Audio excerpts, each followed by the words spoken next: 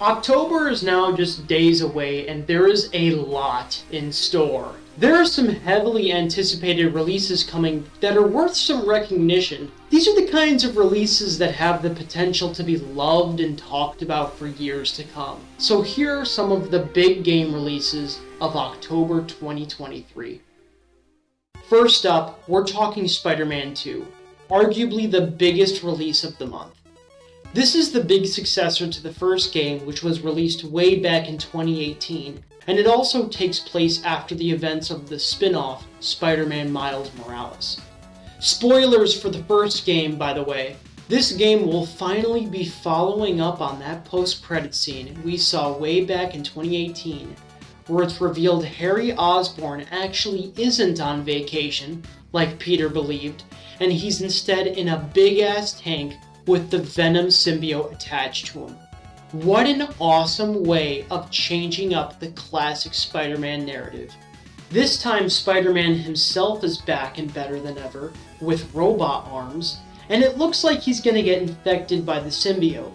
But really, everything from that first game is coming back bigger and better than ever. It was revealed that gliding will be a thing this time around, and you'll be able to launch yourself like a catapult.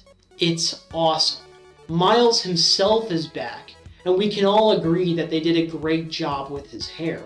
Even his friend Genki is back, you know, the guy in the chair from the spin-off. And he's also going to be a robot bird, because why not? There's going to be a bunch of customization options. You'll be able to wear that Raimi suit in black if you want. We didn't even get to the villains yet. Raving the Hunter is going to be in the game causing chaos. The Lizard is going to be on the loose and he looks like a freaking dinosaur. And of course, Venom. There's more villains I didn't even mention, but I can tell you they all seem cool as hell. New York is going to be on fire, and on October 20th, the Spider-Man will swing in to save the day, only on PS5. I can't freaking wait. Another big game release that actually releases on the same day is Super Mario Bros. Wonder. This is the first 2D Mario platformer in a long time that is outside of the new lineage of games. It will be the newest 2D Mario since Deluxe, and the first completely new game since Super Luigi U. It's one of those games where I just know kids are gonna grow up on this and have a blast. In this experience, Mario and company are in the Flower Kingdom, which involves new power-ups, new enemies, and a sweet new art style. Peach does not get captured, so she's actually playable. There's also 11 playable characters, which is likely the most a 2D Mario game has ever had. Nintendo even implemented some online features this time around. There's a perk system. I'm rambling on at this point, but this game is going to have a load of content, and it's only available on Nintendo Switch. Next up, we got another 2D platformer, Sonic Superstars, a really good looking Sonic game that's all about going back to that original style. It's colorful, vibrant, and overall really visually appealing. The different worlds, or zones as the Sonic games like to call them, each look great and really fun to play. The game is mainly in a retro style, but they seem to change up things a lot here. Next thing you know, you'll turn into a rocket ship or be gliding in the sky. If you end up getting the deluxe edition of the game, you'll be given a ton of great stuff, including a Lego Fun Pack that looks really awesome to play. Sonic Superstars comes out on October 17th for the PlayStations, the Xboxes, the Switch, and PC. The next release we'll be talking about today is the FNAF movie. Now you might have noticed that this is in fact not a video game, and it's a movie based on a video game, but it's something I would say also deserves some recognition for expanding the presence of video games in the public eye. This year has done fantastic with video game adaptations, with The Last of Us show and the Mario movie both being highly successful forms of media that effectively expanded their brands. They confidently showed people that video game adaptations can work and actually be successful. This time around, the good old Five Nights at Freddy's horror franchise is getting some more representation. Love it or hate it, that first game absolutely broke the internet. All YouTubers, even those not in the horror gaming space, gave Five Nights at Freddy's a try.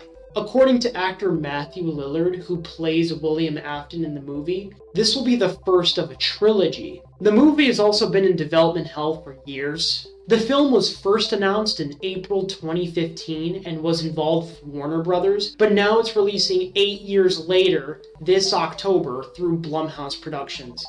Will it actually be scary? I don't know. Will it even be good? I don't know. But either way, I think it's another step in the right direction for the video game industry, and I know damn well I'm going to be sitting in that theater on October 27th. Next up is UFC 5. It's UFC again, but this time you'll get Muhammad Ali for pre-ordering. There's a new real impact system where bruises and cuts will look nastier. There's also doctors that will be coming in to check on you and make sure your boo-boos aren't too bad. A new seamless submission system is present as well, which basically makes the ground game more smoother. Hopefully these all lead up to a game that's more fun. If you get the deluxe edition, you'll also get Fedor Emelianenko, Mike Tyson, and Bruce Lee alter egos, among other stuff. UFC 5 releases on PlayStation 5 and Xbox Series X and S systems on October 26th or the 23rd with the deluxe edition. Now it's time for some honorable mentions. The first being Assassin's Creed Mirage. Assassin's Creed Mirage is the first game in a while to truly go back to the original formula. The entries of the past few years are so big and advanced that they are essentially completely different games. Mirage certainly looks worthy of checking out, and it releases very soon on October 4th on the Xboxes, the PlayStations, PC, and Amazon Luna. The Metal Gear Solid Master Collection Volume 1 arrives this month, with the original Metal Gear, Metal Gear Solid 2 Solid Snake, Metal Gear Solid 3 Snake Eater, 2005's Metal Gear Solid, and 2007's Metal Gear Solid 2 Sons of Liberty. It's a beefy collection great for those who miss the old games and those who want to play them for the very first time. I see this as Konami's way of hyping up the big Snake Eater remake, but if that's the case, then it totally works. The collection releases on October 24th on PS5, the new Xboxes, Nintendo Switch, and Steam. Our last honorable mention is Alan Wake 2. This is one of those games in the likes of Payday 3 or Kingdom Hearts 3, where it's a sequel people assumed was coming but took a long time to release. The original was released way back in May of 2010. That's a 13-year difference. The first game got a nice remaster in October of 2021, but still, crazy. Like the first game, this new entry is also in the survival horror genre. It honestly looks really similar to the Resident Evil remakes that have come out in the past few years. Here you seem to be playing as two different characters, an FBI agent who has sections of the story that play similar to the original game, and then there's Alan Wake, who will be playing in sections of the game that are more extreme and trippier. The game will be released on PS5, the new Xboxes, and Windows on October 27th. October is a stacked month, and we are now just days away from all of these big releases. That's all for this video. Thank you for watching, and subscribe if you like video games.